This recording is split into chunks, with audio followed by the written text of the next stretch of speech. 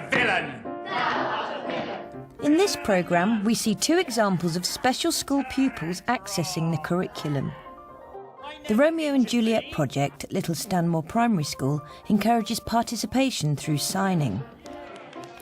At Woodland Special School, pupils explore a sense of time with toys from the past in a history lesson. These two North West London schools will soon be co-locating, and we've invited key professionals involved in that process to talk about how they've planned the delivery and evaluation of lessons. They focus on how communication development is crucial to differentiating the curriculum.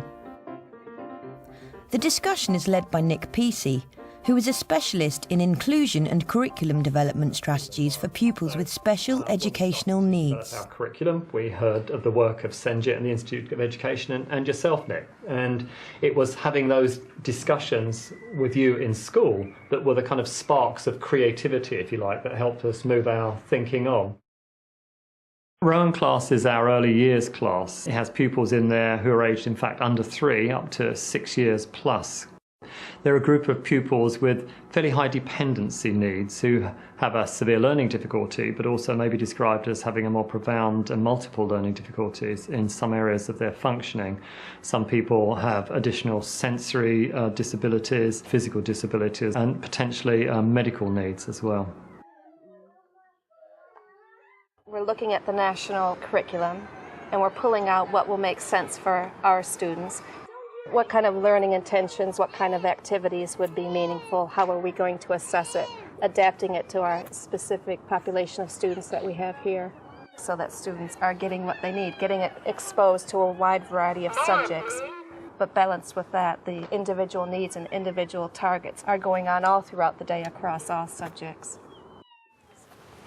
My description of the class, 3 to 6 year olds who may need a little bit more help in their learning, but as all children do, individualised stuff helps get them there. We introduced the history lesson by having the room darkened so that we can focus on the clock with the torch shining on the clock and the song in the background playing, which is called The Rhythm of the Clock. And that's just our way of cueing that this is now the history lesson.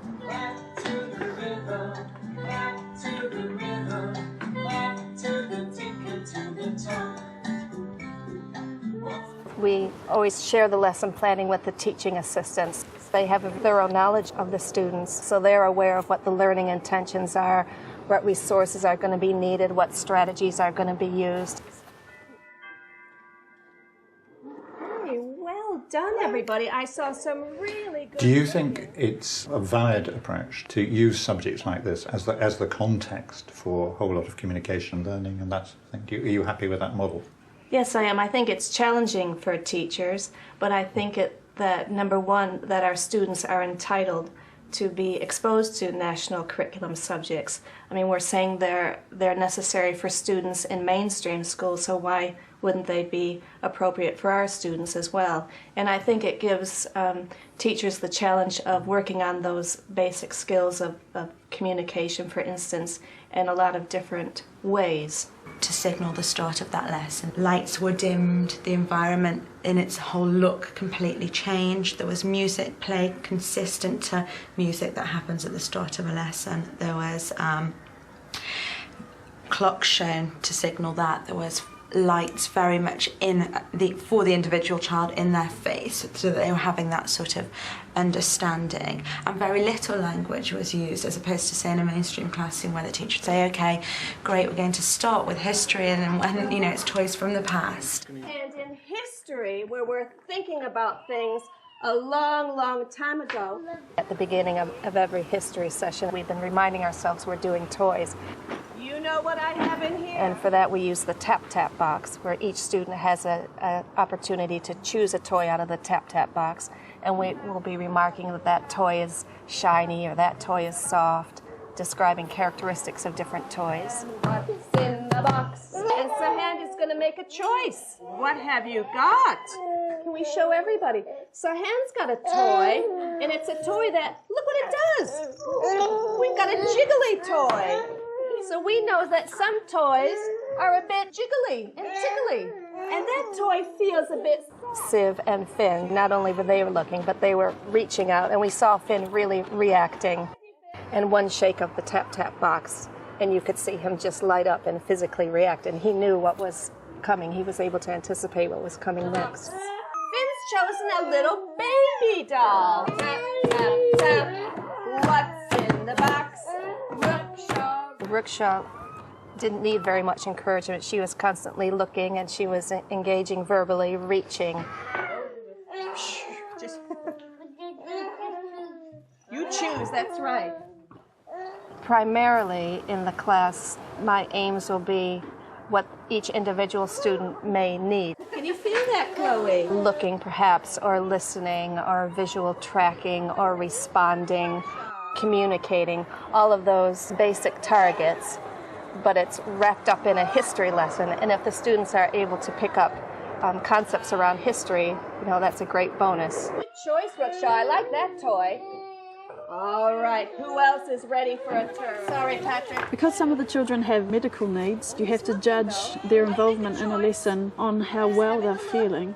So Patrick and Arjun's reaction today isn't typical of them, but it's just demonstrating that they're not quite there. Today's learning outcome for them was they were encountering history. Patrick has chosen a toy that's shiny and sparkly. Working with Stacey as a speech and language therapist in the school around educational aspects, if you like, and curriculum development brings a completely other dimension to the work that we're doing. Paddy was given the box. He took out a string of beads and he just did this with the beads.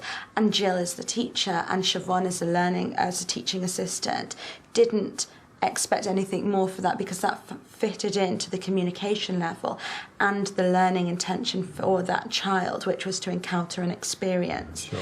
Whereas for Sahand, in the same activity, in the same lesson, was, if you like, more was expected from him. So Jill maybe was expecting that he would make a choice consistently, that he would express preference. Did you, in the planning process, did you deliberately look at communication issues as a sort of unifying force within the curriculum, within the learning of the students? We determined, I think, from our experience very, very quickly that communication was going to be a core part of children's learning. It's one of the aims of our school is enhancing children's communication development. So we knew it had to be there, although we weren't exactly very defined in our thinking at the beginning as to how. Then Stacey and I and Jill and people in school started to have conversations about communication in the curriculum.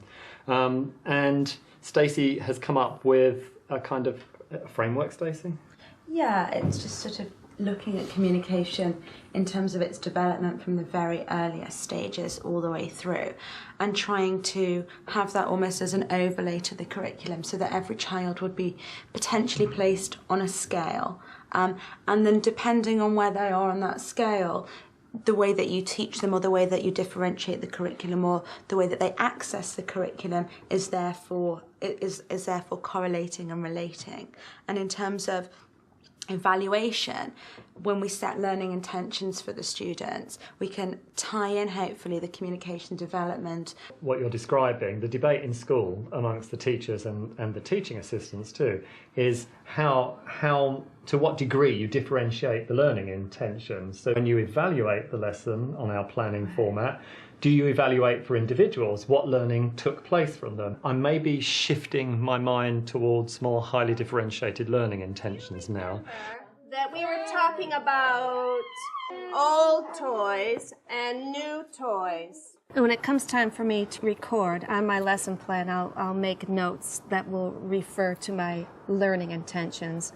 So my first learning intention may have been, for example, for students to handle a variety of old and new toys. And do you remember we looked at an old toy, and an old toy might be broken or... And we were looking at old toys and new toys, and that's when I brought out the new toy in the package, and then the old toy that went into the bin. And Rookshaw was very enthusiastic about putting the old toy into the bin. Can you do it for us? Thank you, Rookshaw. Next, we introduced today's lesson, which was looking at a toy that was popular a long time ago, the spinning tops. And we had the opportunity to look at a variety of different kinds of spinning tops. go. In rowing class, it's a lot about process, not so much product. Look at that! So we take a lot of photos during lessons so that we have some evidence of learning because we may not have the physical things. Chloe, have a go now, okay? We look at the photos, we evaluate those, so that's part of our record keeping, so we can see over time that to start with they weren't looking or they weren't touching, and then later on they were touching and looking. What happens if you touch it? There it goes, right on the floor! Also with the foundation stage students, occasionally we will do a time sample or we'll do a running record. For 5 minutes or so you'll write down everything that they're doing, and then you evaluate against the foundation stage documents or the lesson plan depending on which key stage they're in. So evaluation, as far as you're concerned, is very much a collaborative process, with you working with the teaching assistants to decide what progress individuals have made against the learning intention. Absolutely. The knowledge that the teaching assistants have of each of the students is invaluable. What's the role of photographs in evaluating a lesson like that, if there is one indeed? Well, that's a way of collecting evidence of what the students are achieving. In a lesson like that, you could see that the students aren't necessarily creating a product on a piece of paper or creating a project. And what I need to be capturing, which I can only do through video and photo, is that look or that reach or that blink or that smile, or the reactions of that nature. Were you happy with that lesson? And if so, why were you happy with that lesson? Yes, I was happy with the lesson, and just briefly because of the responses from the children. Afterwards, I will sit down with the teaching assistants and we'll talk together about what each student did in the lesson, and I'll look at that against the learning intentions, make notes there, and then that will inform what I do in the next lesson. We invited our visitors in to show us their favorite toy that they may have played with a long time ago. Now who's this that you've got? Is it Elmo? Oh, be gentle with Elmo. Elmo's got big eyes like Rookshaw. Can we show Finn now, Rookshaw? I think my approach with each student would be slightly different. I might be able, with Rookshaw, to use a bit more verbal language, where with someone else I might need to emphasize my signing or my facial expression or my volume a bit more. How are you looking, Chloe? You're picking your head up now. And then we showed them we were looking at spinning tops. Next week, We talked about what we'd be doing next week, and that's making our own spinning tops, and we looked at some that were made by another class. listen to our finish song. And then we signaled that the lesson was finished by doing the sign finish, by tidying up, You can try it too. Finished. and by getting very still and quiet, listening to the How Quiet Can You Be song. Lots of good looking and listening. Thank you to Sahad, who's been looking as well. And thank you to Sid. Thank you to Finn, looking very relaxed.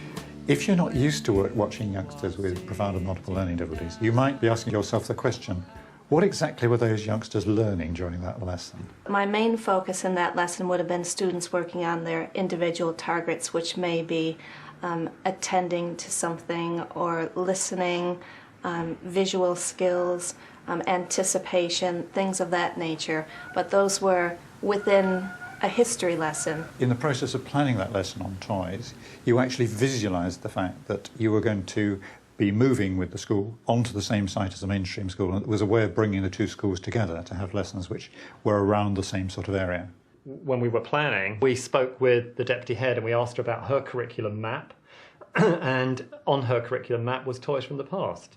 And so we decided that we should, as a first sample, take that unit of work and see how we can develop it for our school and access our pupils to it, so that when we move to Little Stanmore, we can say we do the same, actually. So we have an opportunity here for children to share learning.